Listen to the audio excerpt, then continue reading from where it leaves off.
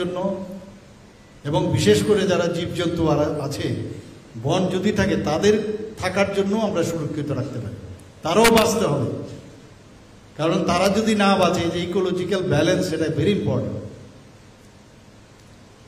এখানে রাজ্যে বনভূমির পরিমাণ এখন পর্যন্ত এই বৃক্ষরোপণ যে অভিযান ওনারা শুরু করেছেন 2022 সালের 8ই জুন 5 মিনিটে ফরেস্ট ডিপার্টমেন্টের উদ্যোগে 1,02,230টি চারা গাছ রোপণ করেছিল।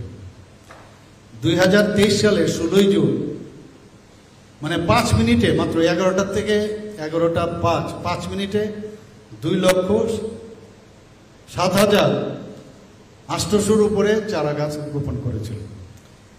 আর গত 5ই জুলাই 2024 সেখানে বৃক্ষরোপণ হয়েছিল। 5 মিনিটে 5 লক্ষ গাছের চারা রোপণ করা হয়েছিল। এবং এই বিষয়টা যখন আমি দিল্লিতে এই বিষয়ে আমার রিপোর্ট আমি বলছিলাম, সবাই খুব প্রশংসা করছিল যে এত